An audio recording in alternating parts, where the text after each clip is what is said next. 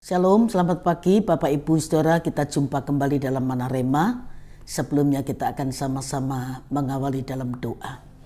Bapa, mengucap syukur buat kesempatan kami masih boleh dengar firman-Mu. Apa yang kami dengar meteraikan dalam hati kami, biar itu menjadi penghiburan bagi kami bahwa kami punya Tuhan yang tetap sanggup memberikan pertolongan kepada kami. Berkati hamba-Mu yang menyampaikan, berkati semua yang mendengar kebenaran ini, dan biar urapan yang sama ada pada kami semua. Dalam nama Tuhan Yesus, haleluya, amin. Bapak Ibu Saudara sekalian, mari kita sama-sama belajar pagi hari ini dari kebenaran firman Tuhan yang saya beri tema doa dan pertolongan Tuhan. Matius 11 ayat yang ke-28. Matius 11 ayat yang ke-28. Marilah kepadaku semua yang letih lesu dan berbeban berat, aku akan memberi kelegaan kepadamu. Bapak Ibu Saudara, dari ayat ini kita tahu Tuhan memberi undangan khusus kepada orang-orang yang letih lesu, berbeban berat, dengan jaminan aku akan memberi kelegaan kepadamu. Dari Mazmur 107 kita bisa membaca mulai ayat 1 sampai ayat yang ke-29, dan kita melihat ada 4 kelompok orang yang sedang mengalami pergumulan hidup. Mazmur 107 mulai ayat 4 sampai ayat yang ke-9 digambarkan ada orang yang mengembara di padang belantara. Jalan ke kota tempat kediaman orang tidak mereka temukan. Kondisi mereka lapar dan haus, lalu jiwa mereka lemah lesu di dalam diri mereka. Bapak Ibu Saudara bisa baca itu ayat 4 sampai ayat yang ke-9. Nah, menarik untuk kita perhatikan, dari semua yang mereka alami ini selalu diakhiri dengan kata maka. Berseru-serulah mereka kepada Tuhan dalam kesesakan mereka, lalu Tuhan memberikan pertolongan. Di contoh yang pertama ini dikatakan dibawanya mereka menempuh jalan yang lurus sehingga mereka sampai ke kota tempat kediaman orang. Biarlah mereka bersyukur kepada Tuhan karena kasih setianya, karena perbuatan-perbuatannya yang ajaib terhadap anak-anak manusia. Jadi yang pertama adalah kelompok orang yang mengembara di padang belantara dengan kondisi menderita, lapar dan haus, lalu jiwa mereka lemah lesu. Yang kedua, orang yang duduk dalam gelap dan kelam, terkurung dalam sengsara dan besi. Ayat 10 sampai ayat yang ke-16. Mengapa mereka mengalami seperti itu? Ayat 11 menjawab, karena mereka memberontak terhadap perintah-perintah Allah, menista nasihat yang maha tinggi, maka ditundukkannya hati mereka ke dalam kesusahan. Mereka tergelincir dan tidak ada yang menolong. Dalam kondisi seperti itu, ayat 13 berkata, maka berseru-serulah mereka kepada Tuhan dalam kesesakan mereka, diselamatkannya mereka dari kecemasan mereka, dibawanya mereka keluar dari gelap dan kelam, diputuskannya belenggu mereka, dipecahkannya pintu-pintu tembaga, dihancurkannya palang-palang pintu besi. Bapak Ibu Saudara sekalian, duduk dalam gelap. Orang yang duduk dalam gelap itu tidak melihat apa-apa. Dikatakan gelap dan kelam, terkurung dalam sengsara dan besi. Ya, kondisi terkurung berarti tidak bebas, tidak bisa melangkah jauh. Duduk dalam gelap sudah tidak lihat apa-apa, tidak bisa melangkah jauh. Tapi ketika mereka berseru-seru kepada Tuhan, Tuhan itu memberikan pertolongannya. Kelompok yang ketiga, orang-orang yang sakit.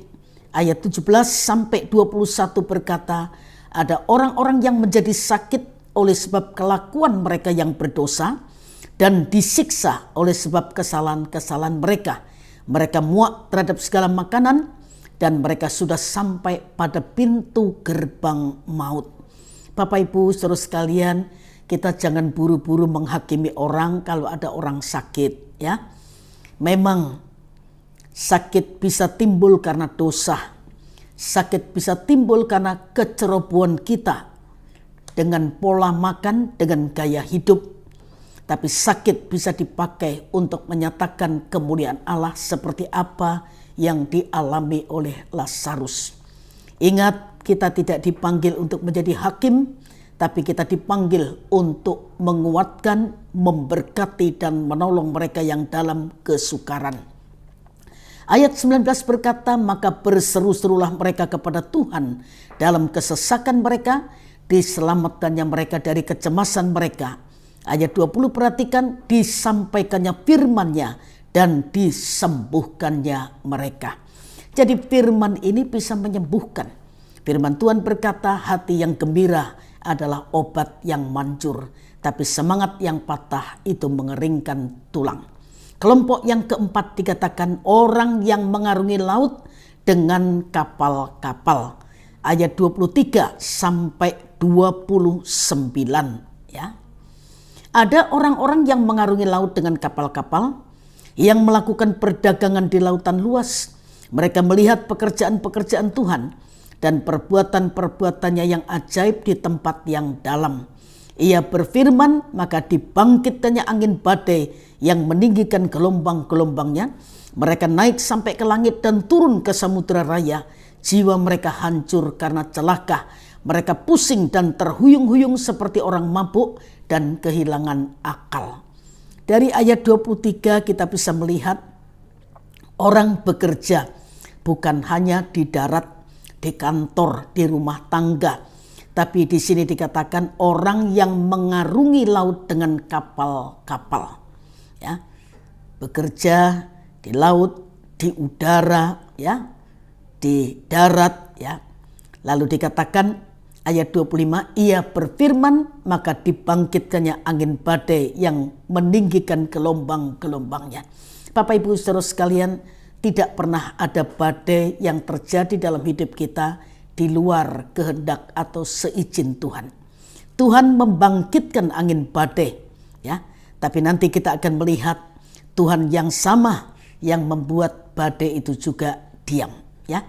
Ketika mereka sudah mengalami hal yang menyakitkan daging mereka, maka ayat 28 dikatakan, maka berseru-serulah mereka kepada Tuhan dalam kesesakan mereka dan dikeluarkan mereka dari kecemasan mereka.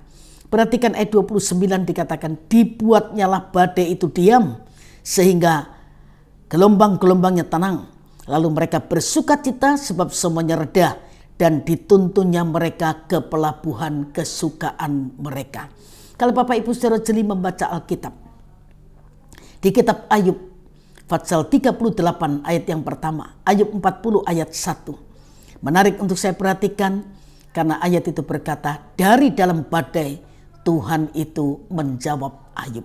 Jadi ketika Tuhan mengizinkan kita mengalami badai, Tuhan tidak membiarkan kita. Kalau kita berseru-seru kepada Tuhan, Tuhan memberikan pertolongannya.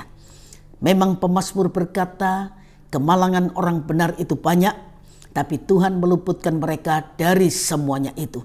Tidak ada masalah yang tidak dapat diselesaikan oleh atau ditolong oleh Tuhan. Ketika mereka berseru-seru kepada Tuhan, Tuhan mendengar, Tuhan menolong, kemudian mereka mengucap syukur kepada Tuhan.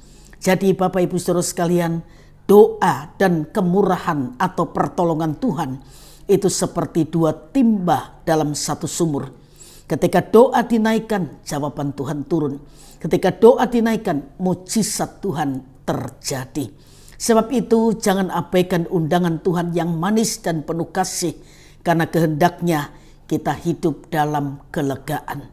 Meski Tuhan mengizinkan, ada badai yang diizinkan kita alami, tapi Tuhan yang sama yang pasti akan memberikan pertolongan kepada kita. Tuhan berkati Bapak Ibu Saudara sekalian, dan mari kita sama-sama berdoa. Bapa, bersyukur buat kebenaran firman-Mu yang kembali terdengar bagi kami.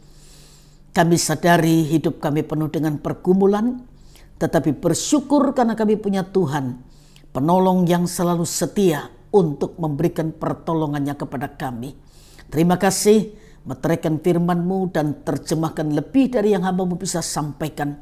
dan berkati kami semua yang sudah mendengar kebenaran ini. Ketika kami melanjutkan aktivitas kami sebentar, kami mohon tangan-Mu yang penuh kuasa memberkati pekerjaan tangan kami, menuntun kami terus berjalan dalam kehendak-Mu, sehingga kami menikmati sukacita dan kebahagiaan sepanjang hari ini dan sampai selama-lamanya. Dalam nama Tuhan Yesus kami sudah berdoa. Haleluya. Amin. Tuhan berkati Bapak Ibu Saudara sekalian. Selamat pagi.